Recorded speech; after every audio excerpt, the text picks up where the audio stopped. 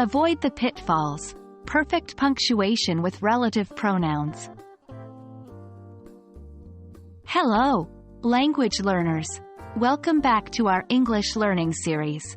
Today, we're diving deep into the realm of relative clauses, focusing especially on common errors and pitfalls when using the relative pronouns which, who, and whom.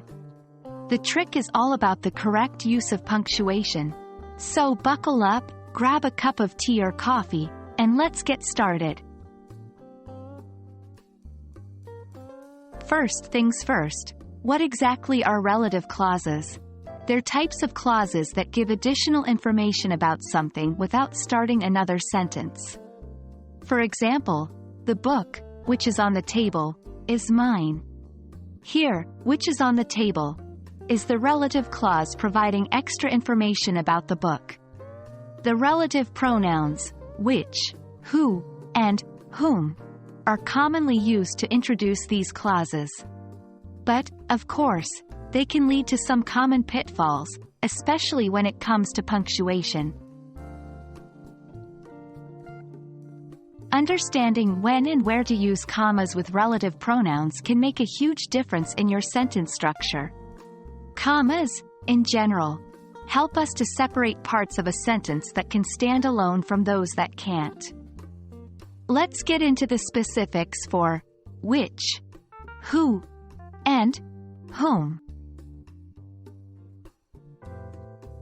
The word which introduces a non-restrictive relative clause.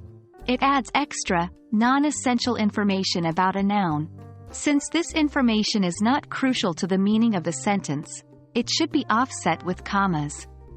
For example, my bike, which has a bell, is red. Here, which has a bell, is not essential information. The sentence would still make sense without it. When, who, and whom are used to introduce non-restrictive clauses, they also should be accompanied by commas. For instance, my sister, who lives in Canada, is a nurse. Here, who lives in Canada, is not crucial to understand the sentence's core meaning, so it's separated by commas. On the other hand, if who or whom introduce restrictive clauses, information essential to the meaning of the sentence, then no commas are needed. For instance, the person who called you is my friend. Here, who called you is essential to identifying the person, so we don't use commas. And that's it for today's lesson, folks. Remember, proper punctuation with relative pronouns can greatly improve your English writing skills. Keep practicing and soon, you'll have mastered the correct use of commas with which, who, and whom.